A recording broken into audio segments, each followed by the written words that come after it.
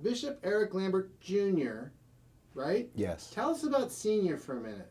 I had my father-in-law in yesterday. He's 90. Wow. And my dad did the first show with us, who's also 90. Wow. They're 2 weeks apart in That's age. great. Lots of wisdom, and I always feel like if I close my mouth long enough and talk to people who are my senior, I can actually learn something.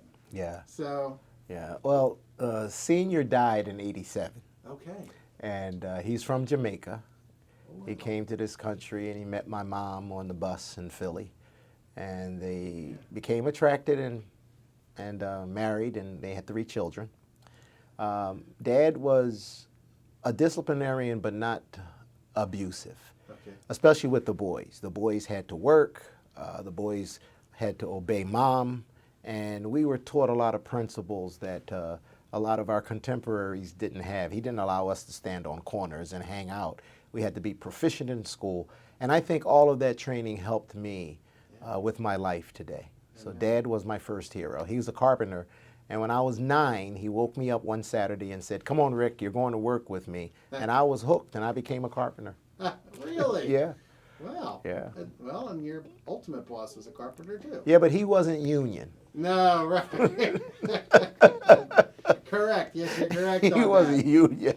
Well, having done everyday labor like that, and I know you want to identify with the folks in your congregation and in everyday life. If you had to single out something that you think is the biggest challenge for people to have victory each day, so to speak, is there an area of life to overcome that you feel like if we, Trusting God. Okay. I think trusting God is often discussed but seldom applied, and it's because we haven't been taught. It's very difficult to trust someone and just take them at their word when you don't have much experience in doing that. It's funny that once we are disillusioned, it becomes a bedrock in all of our lives. Right now, I'm in school to become a forensic psychologist. I'm finishing up my master's and I'll enter into a doctorate program. And I'm learning so much about the unconscious part of man. And I see why Jesus says and does the things that he does, because he's trying to get to that part of us that has been so steeped in unbelief and distrust. The man in Mark 9, "Lord, I believe, but help my unbelief." Well, where's the unbelief coming? Because he watched his son go through those bouts of epilepsy for so many years, he wasn't sure that anyone could help him. My greatest challenge is trying to have people learn how to trust God. And how do you do that? What do you think? I wish I knew. Systematically teaching the Word of God. Okay. I like small groups. Jesus really shone in small group settings. I don't think, he only did that Sermon on the Mount one time. After that, it was always small groups. Small groups allow for interaction. It allows for challenging the unconscious thoughts that have been steeped in us. We literally become what we behold. And so that's why God says in 2 Corinthians, "Come up from among them and separate yourself." Not that we're better, but he doesn't want us to become so affected by doubt and unbelief. And so the more we associate with people who have a belief system, the more it begins to rub off on us, because he makes us chameleon-like. He does that intentionally so that we can, the downside is if we hang around negative people, we'll pick up negativity. So he risks that in order to allow me to hang around people who are positive and visionary. So there's the bad concept, but Sure. it's because of the good. That's how I would do it. To get them to trust God would be to associate with others who do that as well.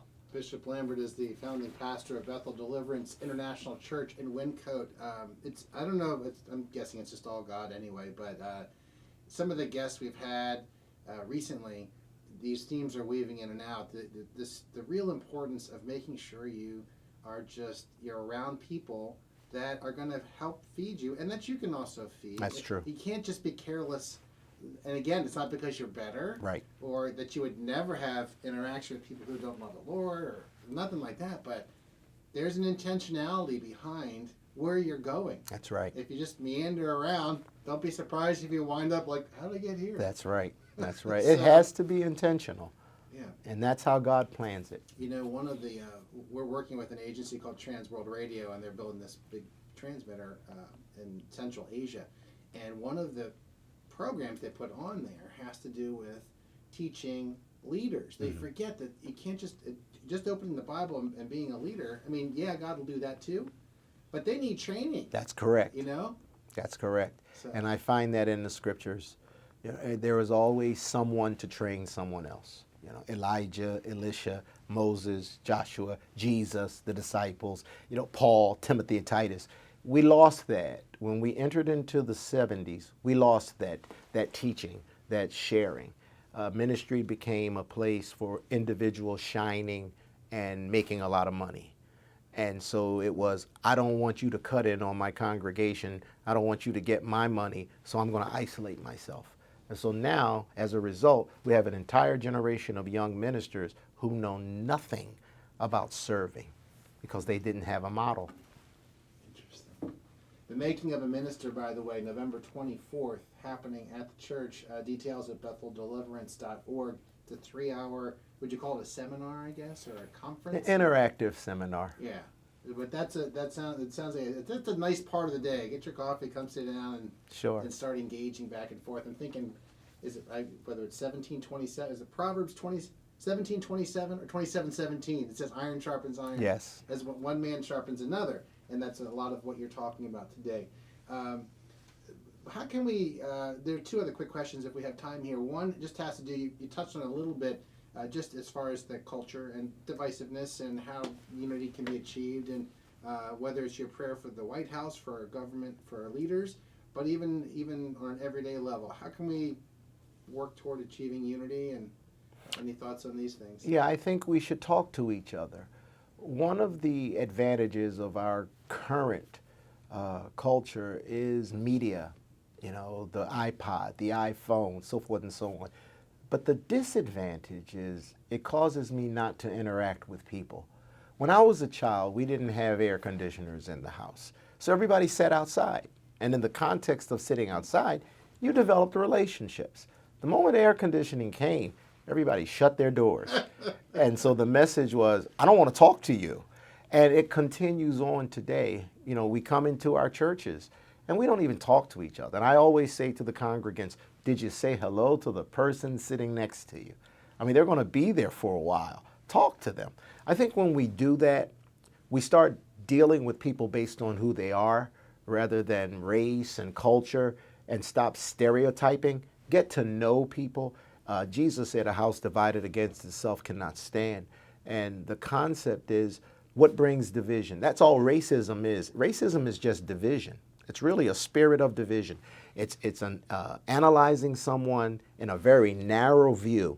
When I was in the Marine Corps and in basic training, the drill instructor came in, and obviously we had people of different cultures, different races, ethnicities, and he says, I want you all to know from this moment forward, you're all green. He says, some of you are dark green, some of you are light green, but you're all green. And that stayed with me. That's great. Thank you for your service, by the way. Thank you. Yeah, I don't want to forget to do that. Well, that's what, I'm thinking about your air conditioning comment. In our home, because we're trying to save money, it was air conditioning in one room. We hung sheets.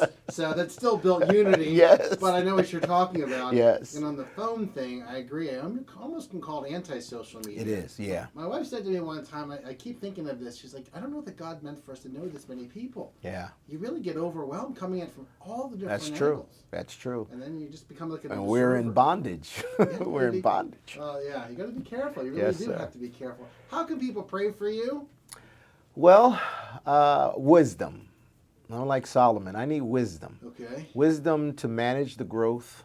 Wisdom to keep the cultures and the generations working together. Wisdom to know when to let go.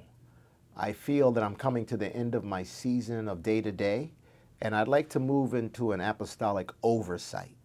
And so I'd like to equip a young man to take over the day-to-day. And I operate more with the fellowship of churches. There are about 24 churches in our fellowship, and I'd like to spend more time with them. We have 5 churches that we planted that I'd like to spend time. They're sons of the ministry, and they're out doing a great job. And I'd like to go and be able to visit them a little more. So I just need wisdom, when to let go. And that's what you can pray. I need wisdom.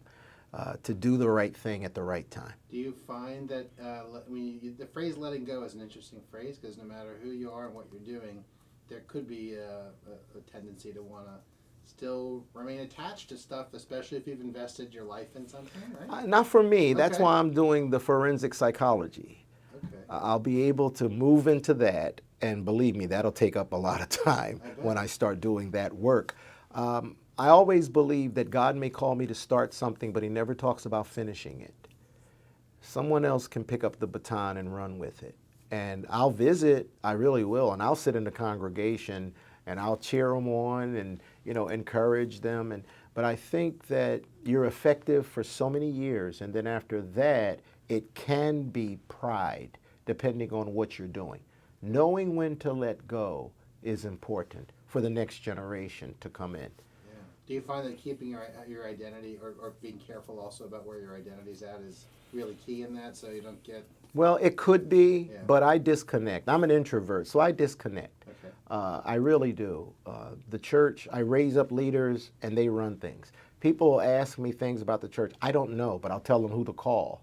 Because there's a sign that I hang on the wall in my office. It says, God does not call me to minister to everyone. He just wants me to see to it that everyone receives ministry. So I don't have to do it. I just equip others to do it. Yeah, see, of all the things, you've said a lot of good things during our time together today. If you're just tuning in, Bishop Lambert is the founding pastor of Bethel Deliverance International Church of Wyncote, and I mentioned Joe, our hardest working producer in radio, in the other room.